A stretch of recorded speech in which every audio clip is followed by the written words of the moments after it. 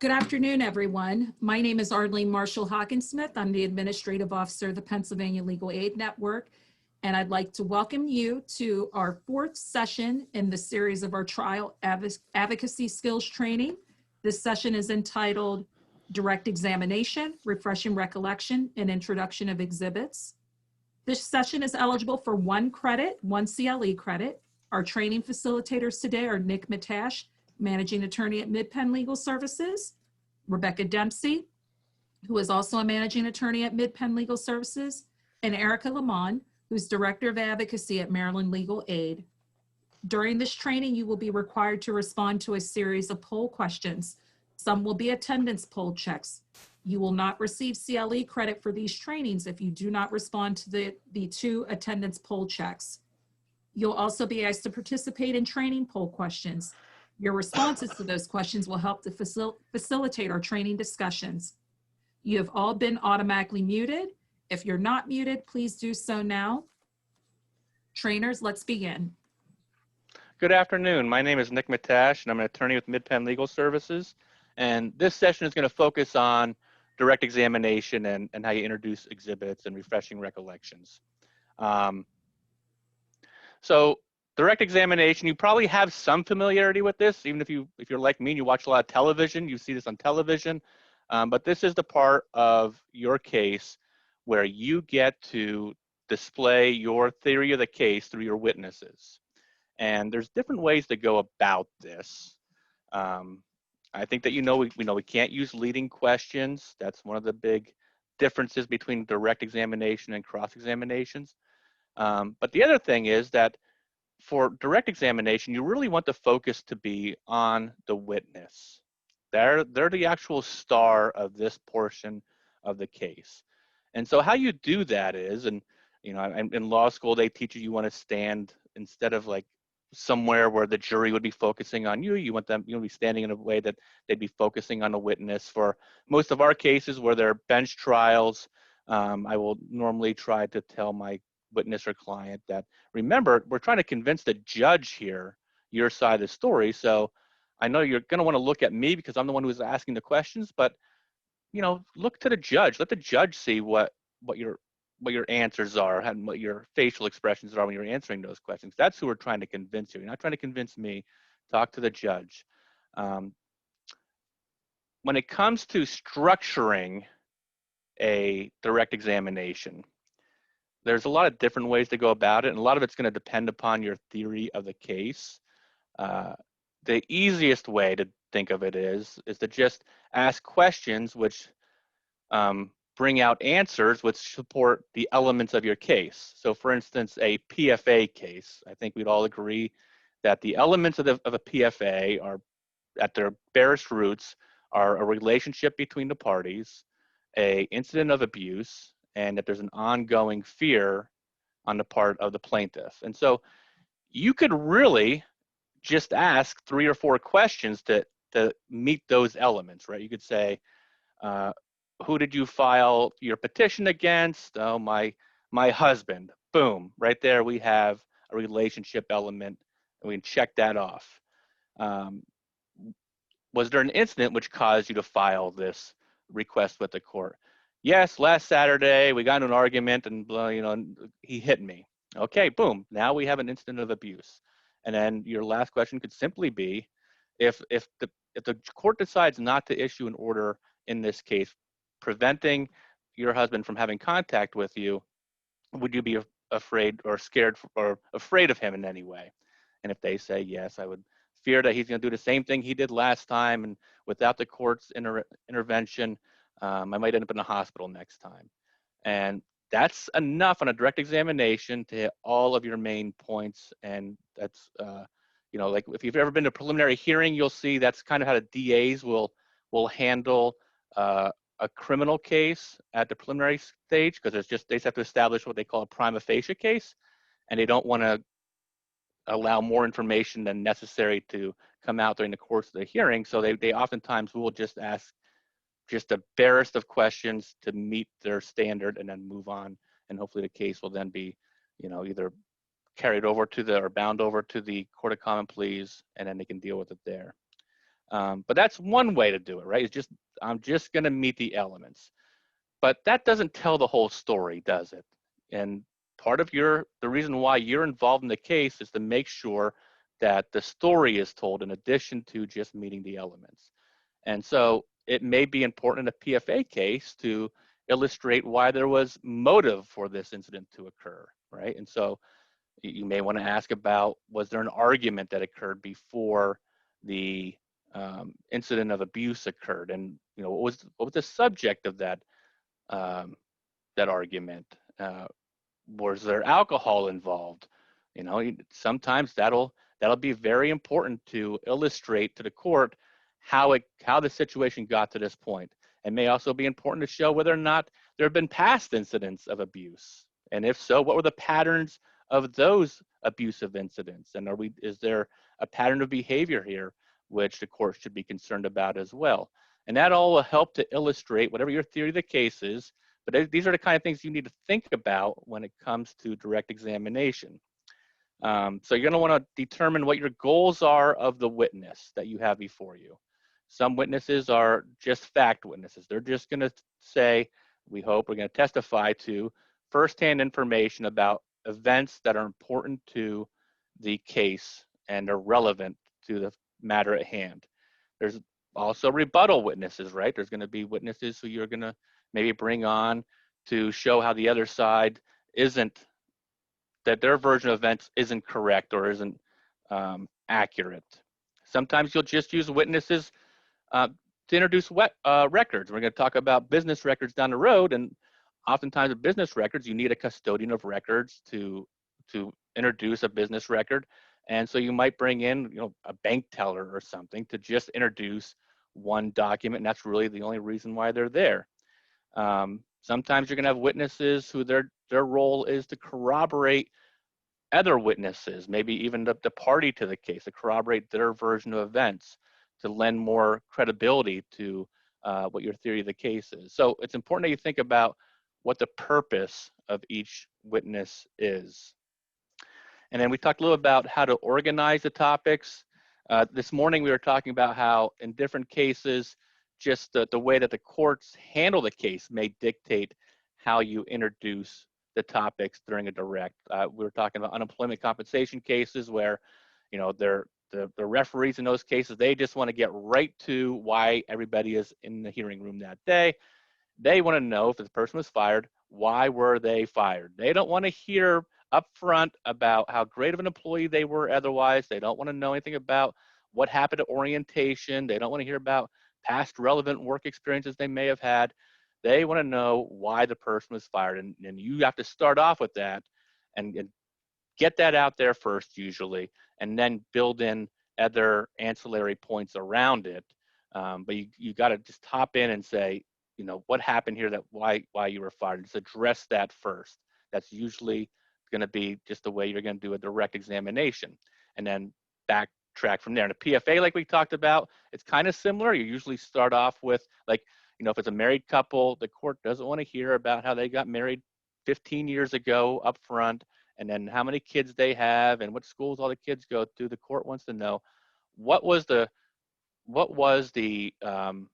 incident which caused that person to file that petition, and then again start building around it if there were past incidents and those kind of things. But let's remember recency and primacy, right? So you want to get the most important stuff up front, and then if you can, circle back around at the end to something else that's going to be important to your case as well.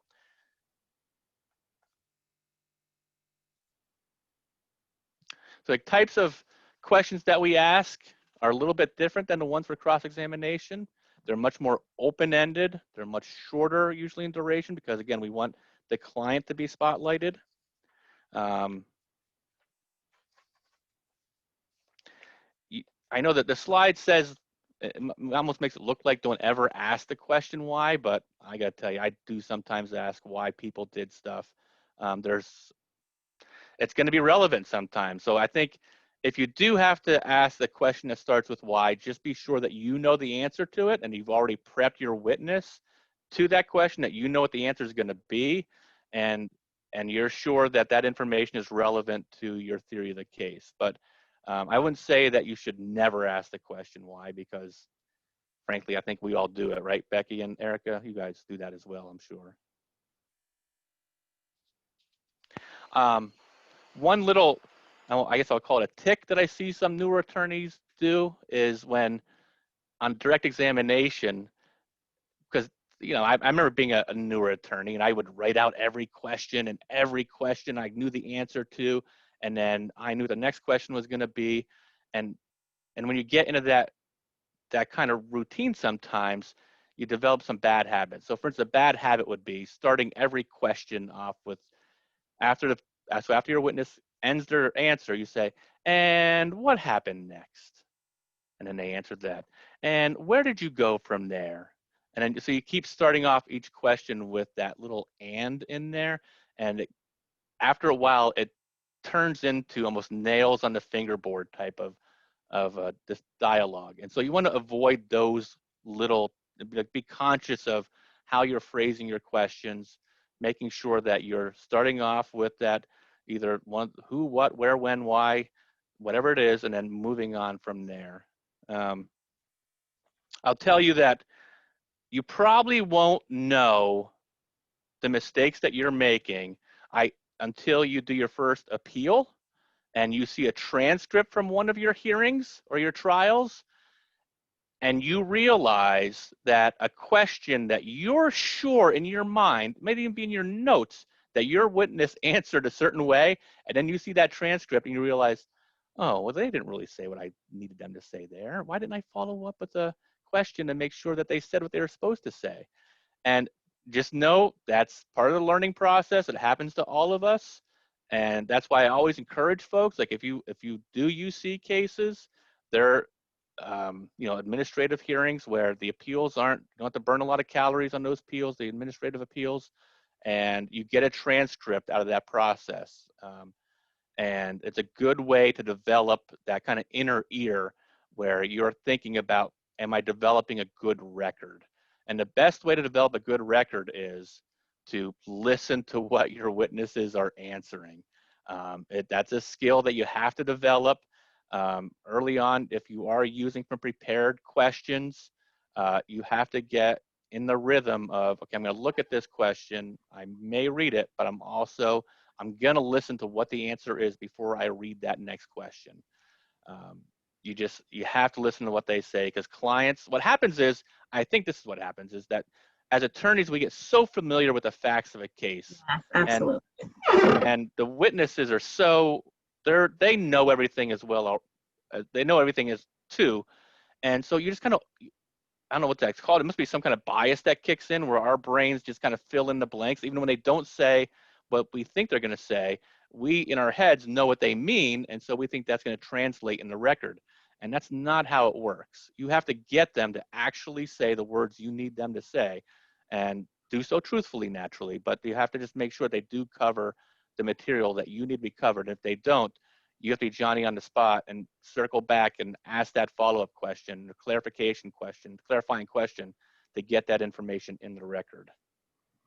Can I also say something that might be painful, but if you are able to, after your first trial or a recent trial, to get the DVD, because they're not that much. Typically they're like $10 or under or something like that, and you can watch yourself, and it's a great tool to have. Of course, you can go out to NITA and they'll do these, $1,000 week-long trainings where you get intense trainings, and they'll critique you and tape you and things like that. But you can tape yourself, or not tape yourself, but view the court's taping of you. And that's a good way to see, did I get the answers that I wanted, and how did I do this? How did they do that? And it's a really good post-game strategy for you. I wonder if that's unique to Maryland. I don't think we have that option here in Pennsylvania. Oh, you don't? Oh, I'm sorry.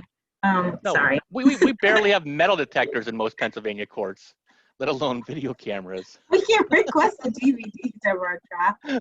Well, if you have that option available, by all means, yeah. Types of phrases to avoid and words to avoid. you know, you don't want to sound like a TV lawyer. I know on TV they portray lawyers as, you know, using these big words, and just, if you want your witness to come off authentically, then you want to have a conversation with them. You know, so use questions that you would use in your office, and just talk to them normally to avoid the subsequent to that event. What occurred heretofore afterwards? You know, like, you just say, after that incident, as they say, after what you just, whatever it was, after he hit you, then where did you go from there? You know, ask normal questions, and I think you'll, not only will your witnesses not be on their heels and thinking about what is this attorney even asking me, like they're having to decipher your question in their head. They'll just be able to respond to it more instinctively, and I think you'll find it's a better performance.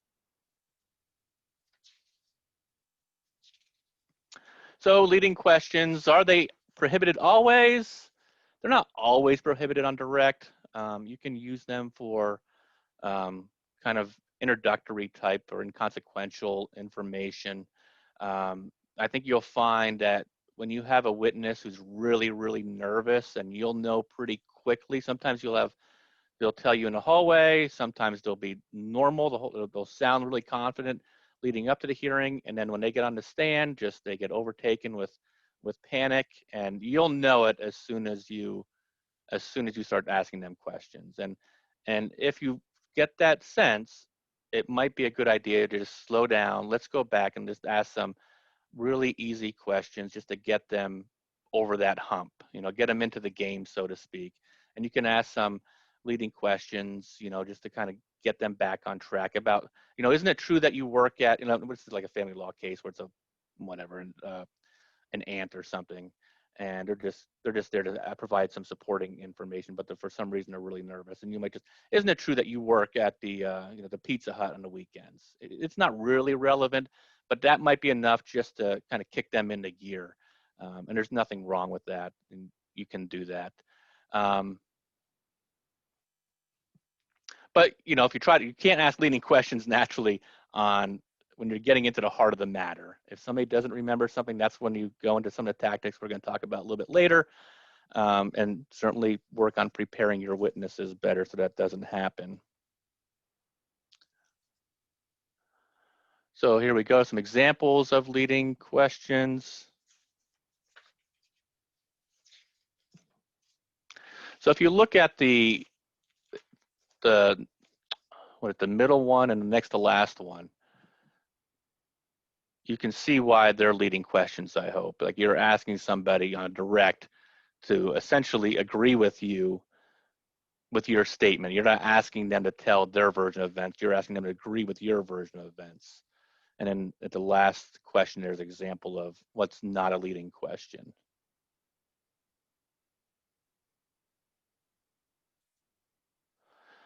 Signposting. So signposting is a good way to kind of structure when you're transitioning in your direct examination from one topic to another. So if it's a custody case and there's 3 children and you need to talk about each of their either preferences or what their medical conditions are, you're going to talk about them individually. And so you would start off with, you know, you're going to talk about the oldest child, let's say. Now let's focus on Susie Q. How old is she at this point? And so you're letting the judge know, now we're going to be talking about this oldest child and what grade is she in? And then you're going to go through your questions. And then when you're done with discussing that child, then you would say, all right, turning our attention now to Madeline. Is she the middle child? Yes. How old is she? You know, so you're letting the court know that we're moving away from one topic to another topic. And it'll help you to also be able to organize your information on your end, and it'll allow the client to get focused, or witness to get focused on what they should be talking about. And certainly don't do the things, you'll see this, I see this one in unemployment cases when you have, I see like human resources ladies who will, or human resources workers who will serve as the representative for the employer, because you don't have to be an attorney to be a representative in unemployment cases in Pennsylvania. And they try to do the TV lawyer type thing, and they bounce all around. You know, like they'll realize halfway through one topic that they forgot to ask about this question on another topic, and your notes are just, you know, it'll look like Ted Kaczynski's notes after a while. Hope you guys get that reference. Yes. Nick, this is Arlene. I just Oh. want to interrupt briefly so that we can administer the first CLE attendance check-in poll. So attorneys, please make sure that you respond to the poll. It will remain on the screen for 2 minutes, after which we'll close it down. Nick, you can go ahead and continue. Thank you. So next, I think we're going to have a video to watch, an example of a direct examination. Let's see if it loads. Could you please introduce yourself to the jury? My name is Dana Dalton. Where do you live, Mr. Dalton? I live at 3 Bluegrass Lane right here in Save Lone Star. What do you do for a living? I'm currently in school, but as a part-time job, I'm a pizza delivery driver. And where do you deliver pizzas? Just around town, local. And on October 8th, 2014, were you employed as a pizza driver? Yes, I was. And do you recall that day, October 8th, 2014? Unfortunately, I do. And why is that? That was the day that I hit a little girl with my car. What were you doing that afternoon? Well, I just gotten out of class and I was on my way to work, driving down Waters Avenue, just like any other day. Do you usually drive down Waters Avenue? Every day. While you were driving down Waters Avenue, did you notice anything unusual? Yes, I did. I noticed the school bus that usually drops the 2 young girls off on the east side of the road was actually on the west side of the road. So where does the bus usually drop the girls off? On the east side of the road. It's a 6-lane road altogether, so that day the bus dropped them off on the west side, so they had to cross 3 lanes, the median, and then another 3 lanes to get to their home.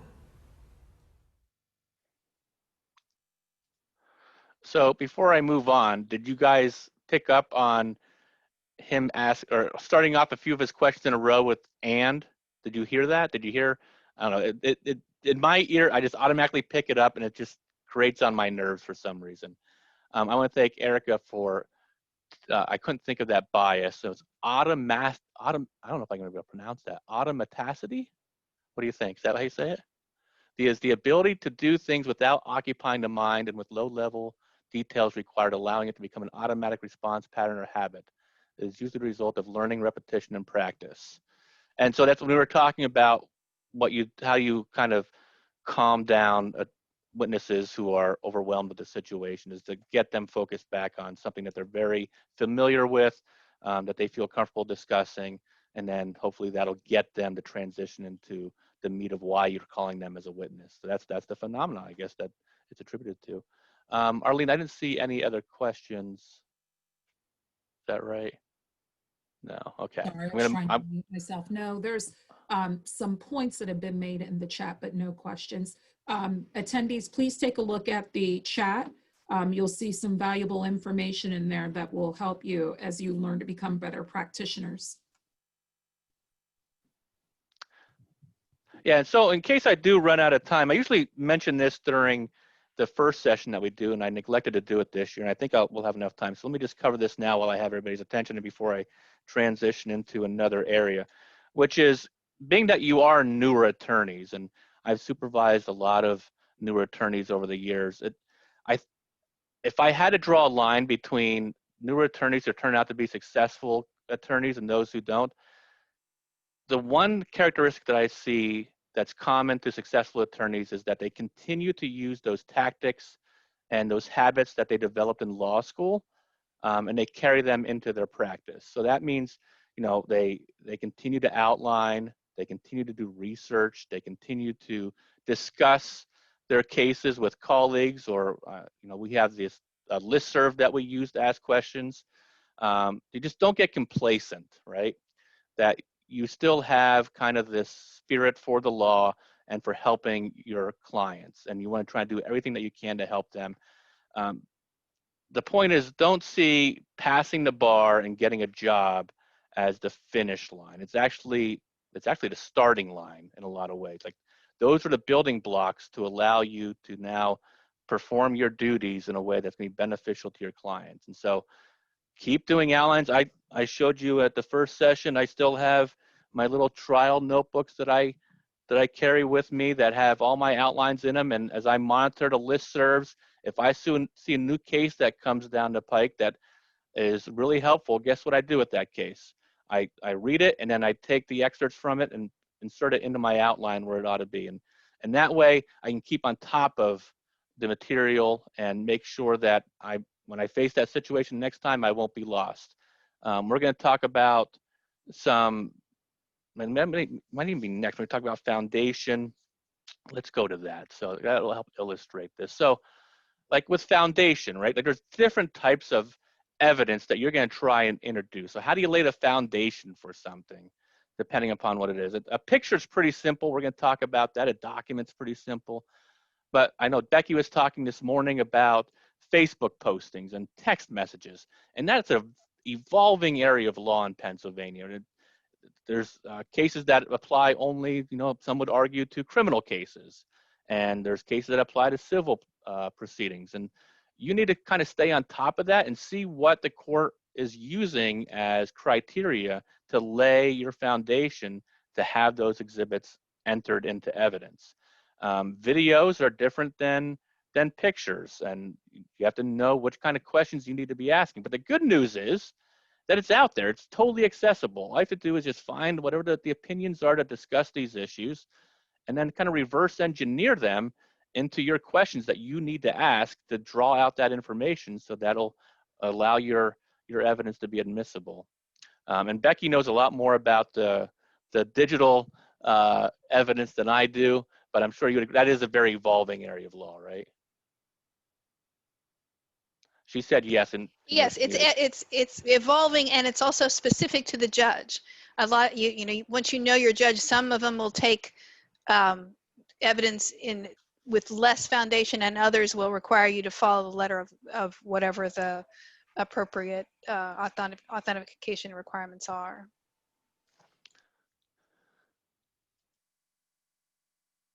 So working with exhibits, laying the foundation, you want to ask yourself, is this exhibit actually relevant?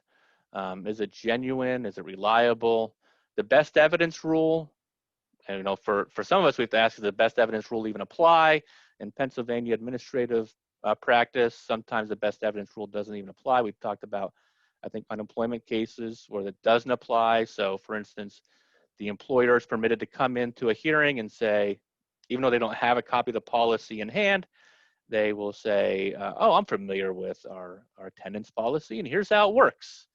And in a normal court, you'd be able to object to that as under the best evidence rule, but in administrative proceedings like unemployment cases, that's not always the case. So know your rules, know what applies, what doesn't, and what you can get in, what you can't get in.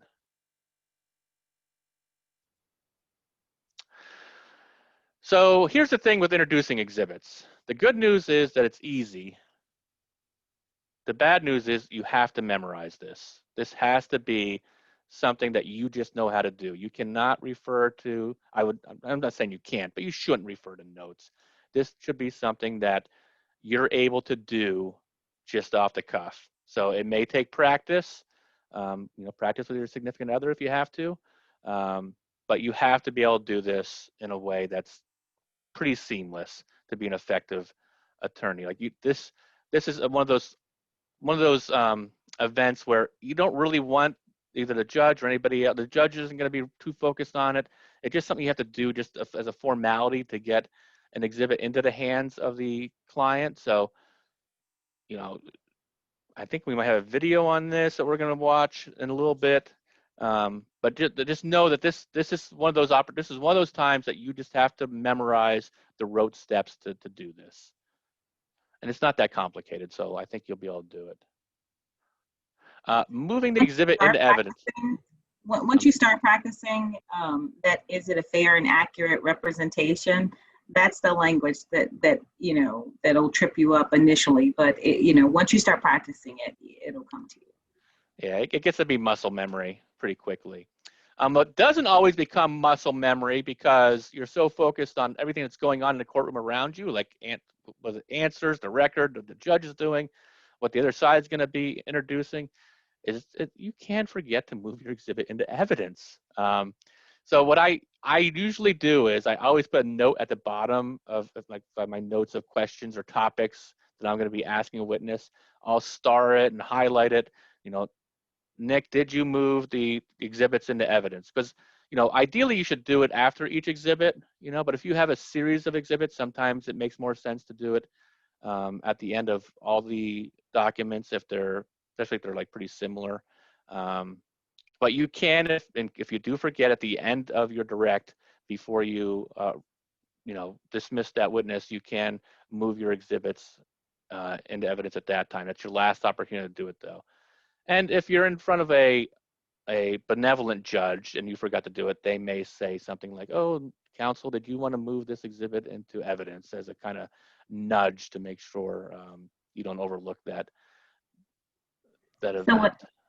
So what I would do is typically have an exhibit list, and on there I have, you know, marked, entered, and then, you know, plaintiff, defendant, whatever. But I have that on my exhibit list. And so make it a habit after you finish questioning your witness to review your list and to make sure that you have entered your evidence. That's an awesome suggestion. That makes perfect sense. Just a little checklist. Okay, next we're going to see a little video of somebody introducing an exhibit. And this might be the same video that Becky showed this morning. Dr. Travis, earlier you spoke about studies that you've conducted in the past. In forming your opinion for today's testimony, did you rely on any of those studies? Yes, ma'am, I did. Most importantly is one recent study that we conducted involved isolated situations in which distracted driving most likely would have occurred.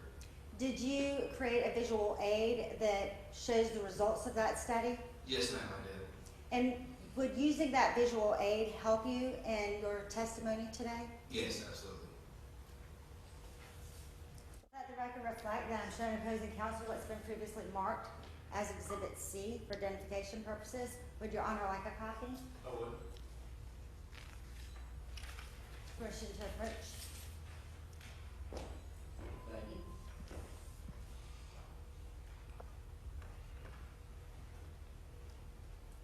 Dr. Travis, do you recognize what I've just given you? Yes, I do. How do you recognize it? Because I'm the one who created it. Is it in the same or substantially similar condition as when you last saw it? Yes, it is. Thank you. Your Honor, at this time, defense moves to have what's been previously marked as Exhibit C into evidence.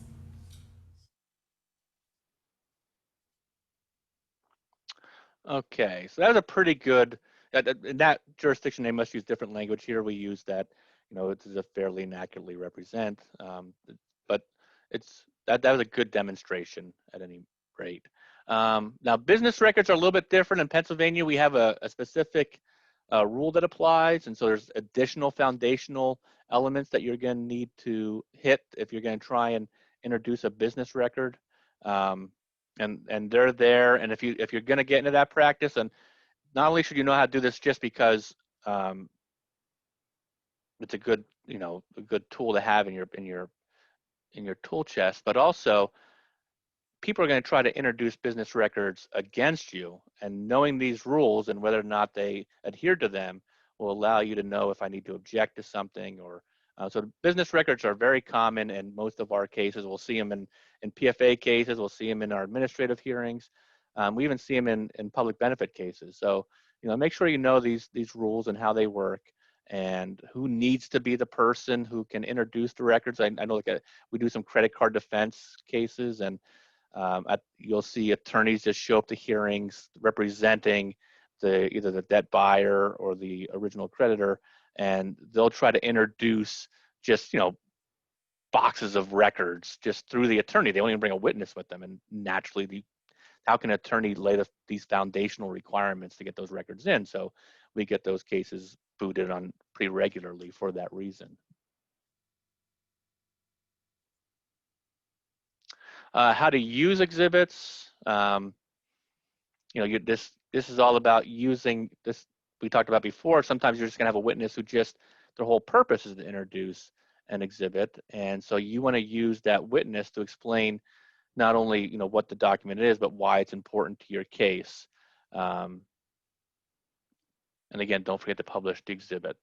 And I think Erica's technique for that would be just wonderful for you to incorporate into your practice. Alrighty, refreshing recollection. So this is on direct, and your witness freezes or doesn't remember why or what the answer to a question. And hopefully you have something nearby that will help to refresh their recollection. Now the key is they have to say they don't remember. Even if they tell you, like in your preparation, they say, I don't remember. They have to say it when they're on the witness stand, that they don't remember the answer to a question, and then hopefully you have something that will rekindle their memory. Either a document. I remember in law school, the example, I think to just drive home, the point was you could use something like a bowl of soup from a restaurant. If the person who was testifying, they were eating that meal when some incident occurred, and that would be enough to rekindle their memory. It doesn't have to be something that is more tangible than that. You can just use anything, whatever would rekindle the witness's memory is sufficient.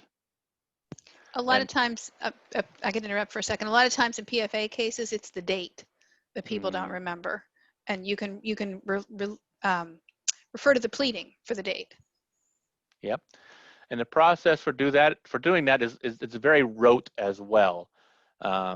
So there's a process to it. It's pretty simple and it's pretty intuitive. If you read through this, you'll see that it'll make sense as to how you do it. And we're going to watch an example of it, I think, here next. So let's watch an example of this.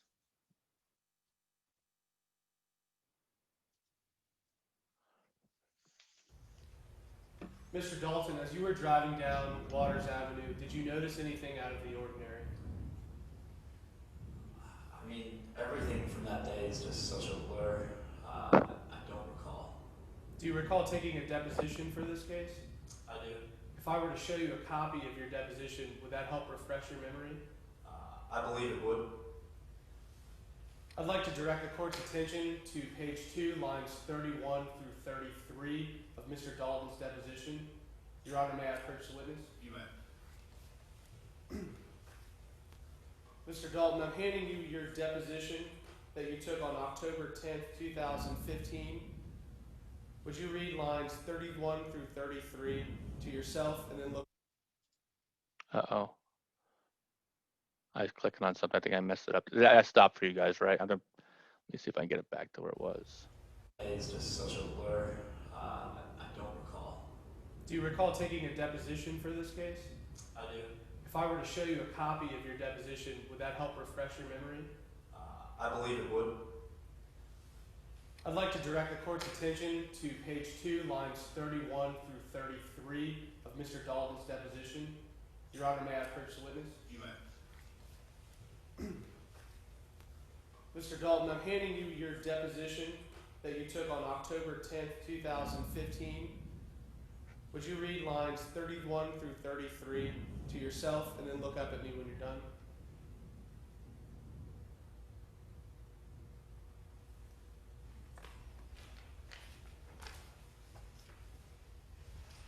Now, Mr. Dalton, when you were driving down Waters Avenue, did you notice anything out of the ordinary?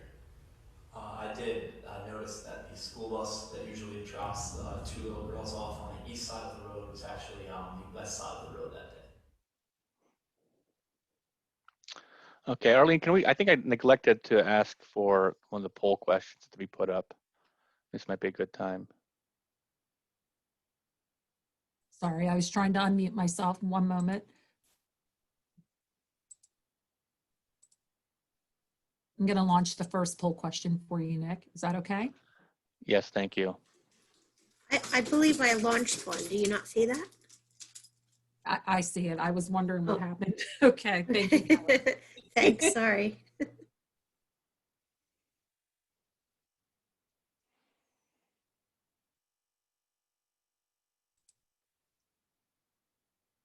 The poll question states, which of these questions is not generally an advisable direct examination question?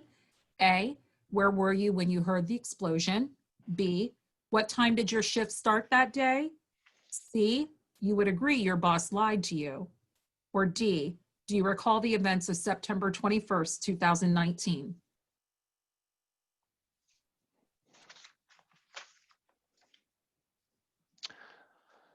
Well, I guess that was a little bit too easy.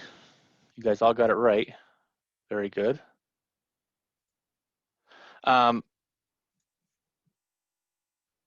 Becky or Erica, do you guys have any thoughts on, have you guys ever used anything like out of the ordinary to refresh someone's recollection, or has it always been like a document like that has their previous statements in it? Actually, I used somebody's shirt one time. Yeah. It was actually a shirt that was being introduced by the defendant in a PFA case. And my client, he was saying that his shirt was ripped. And then he like, here's the ripped shirt. And when my client was testifying, we were talking about what happened, and she wasn't recalling the whole line of questioning about the shirt. So I asked to have the shirt, like asked the court to present the shirt again. So they brought it over to her so that she could, and showed it to her. And that refreshed her recollection about that whole line of questioning. That's pretty good. Yeah. Yeah, I don't. I just have documents, calendars, especially in domestic cases where, you know, you hopefully advise your client when you're talking to them, when you're planning them, to create a journal or calendar of visits or activities or things like that. And so yeah, that's basically all. Right. And now there's actually two different techniques. One is refreshing recollection, and the other one is past recollections recorded, which is a little bit different. And I have a video on kind of distinction between those two. So let's watch that, because I think this guy does a better job of explaining it than I would. I want to talk to you about two processes we use to introduce evidence when a witness does not remember. The first is refreshing a witness's recollection. That's a process used on direct examination to help a witness recall and testify from recalled memory now when they're on the stand in court. The process requires first that the witness have known the fact at a time that was important, that they cannot now recall it, and we can use various things to recreate the memory. It doesn't matter when we show a witness something that helps them recreate the memory, whether they've ever seen that thing before. It can be something the witness has never seen, so long as it recreates the memory so they can testify from the refreshed memory. An example of that would be, let's suppose that you have a witness who's testifying about the scene of an automobile accident. If they can't recall some detail of that scene, you might show them a photograph. If the photograph helps them now remember something that they did see, their memory has been refreshed and they can testify from that refreshed memory. Let me talk about the process that has to be gone through in order to refresh a witness's memory. Typically, we show them a statement that they might have made. You first have to establish, do you now recall? No. Did you know? Yes. If I show you this, will it help you recall? Yes. You take that item, whether it's the photograph or the statement, to the witness. You give it to them, ask them to examine it without comment. Once they have, you take that back from them and you ask them, do you now recall? And if they say yes, you may now ask them the question and they may testify from the substance. The testimony is the refreshed memory. It is not what's on the object that is shown to them. We contrast that with past recollection recorded. It's really a similar process, but with an opposite result. Past recollection recorded is that at the time the witness knew something, the witness recorded it or adopted the recording of it. They don't now recall what that is. their memory cannot now be refreshed, but they then can use whatever the writing was that was recorded either by them or someone else that they adopted to testify from. So the process is, did you know? Yes. Did you record it when you knew? Yes. Do you now remember it? No. Here's your recording. Is this accurate? Yes. And in that case, they may read that item into evidence. It itself does not go into evidence and can't be taken by the jury to the jury room as an exhibit for deliberation, but they are testifying about what is written on that recorded item that they have created in the past. Those are the two processes of refreshing recollection and past recollection recorded. All right. And Arlene, I think I have a second poll question, maybe? Sure, just one moment. And then Nick, what we're also going to do after that is we'll go ahead and launch the other CLE check-in as well. Okay. Which of these questions is an example of signposting? When did you decide to quit your job? Turning your attention now to your second child, what school do they attend? Who made a decision to leave the party? Isn't it true your birthday fell on a Saturday this year?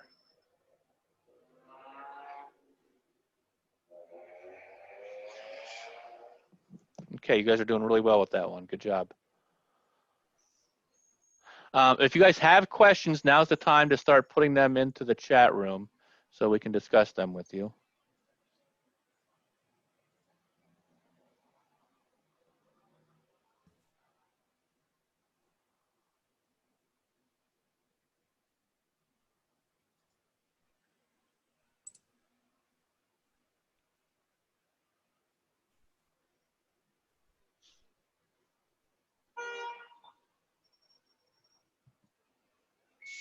Nick, let me know when you're okay with me removing it from the screen.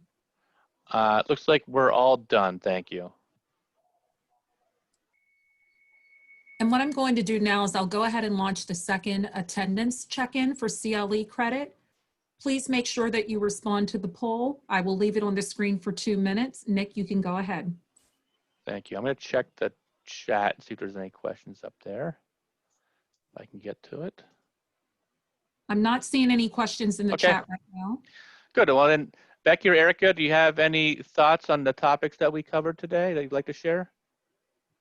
So to back up to the things that you should either notice in the transcript when you have read it or when you've thought about your own presentation of saying words that are not necessary.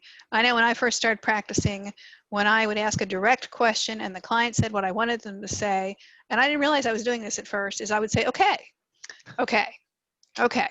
I mean, yeah, it was okay, but that was not something I should be saying every time a client gave me the answer that I wanted them to give me. And but those verbal tick kind of things, you're not necessarily aware that you're even doing that. And sometimes that can carry over from your interview techniques.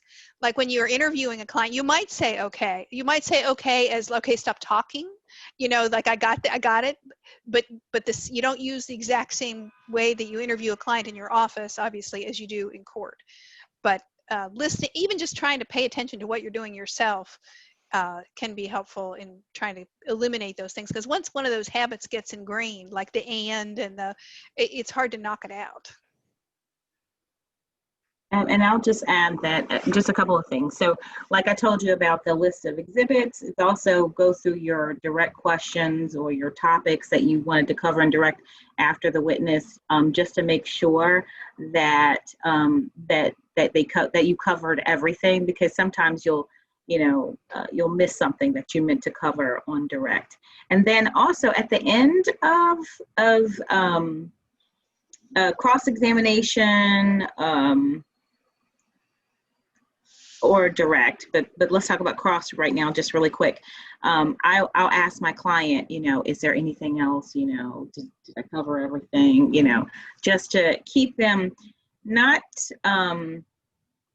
in addition to making sure that, I covered everything they wanted to, I also like to, make sure that I keep them engaged, make sure that they're a part of it, of the trial, because a lot of it, they're just sitting there.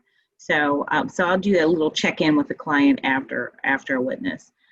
But I will say, when you're prepping your witness, make for the direct examination or cross-examination, when you're talking to your witness about how the case is going to go, make sure that you let them know that, hey, one, not all lies are bad for us. So even if someone's on the stand lying, I might let it go, because it's not going to really, it might be good for us and it might not affect our case. And so, so make sure you let your client know that, so that they understand that you're on top of things, that you're not just, you're not just ignoring things. And then also let them know that there may be questions that they want you to ask that would, hurt your case or would not be appropriate. And so give them the heads up of that in the first place. And that helps you build a rapport with them, so that they trust you and understand that you know what you're doing, and that you're on top of their case. The other thing we haven't talked too much about is how you prep the client for their behavior in court. So I always talk to them about how to dress. I had one client who sadly tried to make a good impression by wearing the only dress she had, which was a prom gown. So it was sad. And so usually I tell people how to dress. I also tell people, both themselves and their witnesses, if their witnesses are not going to be sequestered, or if they're just going to have family members that are in the courtroom. Same thing that applies to attorneys. No rolling your eyes, no shouting, no like commentary from the, we don't want your commentary out loud. We don't want your witnesses' commentary out loud. We don't want your family members to clap or yell or say he's lying. It doesn't make a good impression. I had a custody case that went very badly for me, and when the judge was explaining her ruling, she said, when I looked out at your client, I looked at her face and I saw that she didn't care about this, or that she hated the father so much that she would not cooperate with him in any way. I could tell from looking at her. And that's one of the factors in custody, is how much you're going to cooperate with the other parent. And the judge deduced, not from anything I elicited on direct and not anything they got from cross, but from her cross, shaking her head, rolling her eyes, just generally being disrespectful. So you can lose your case in the way you behave, and that's something that you have to talk to your clients about. And of course, I try to, control them when we're in the courtroom. And I understand people can get upset, and that can be difficult sometimes. And sometimes I've asked for a recess to kind of get my client back together, to like just take a minute, take a pause. And I tell my clients to ask me, especially with clients with trauma, with protection from abuse cases or custody or whatever, if you feel like you're going to fall apart, you feel like you're going to have an anxiety attack, tell me and I'll ask for a break. Let's not have the anxiety attack in the courtroom. And along the lines of what you said about the dress, I had a client that whenever I met her, we had our preparation several times. She came in, she was dressed in just like, average clothes. And I knew that she had, that she was Muslim, and that was a big part of her life. But she came in dressed in, typical clothing, but when she came to trial, she wore her like full outfit that was, related to her faith. Which is not, nothing against that, but the other side was painting her as an extremist. And that's why that was part of their custody argument for the children. And so if I had known that she was going to do that, I probably would have, because I said, dress, of course, professionally, and that was her response. If I had known that, I would have said, I would have cautioned her against that. Not because of anything against, her faith, but because of the way that they were going to try to portray her, the way that the case was going to go. We would have sat down and had the conversation. The final decision would have been hers, but at least we could have had that conversation.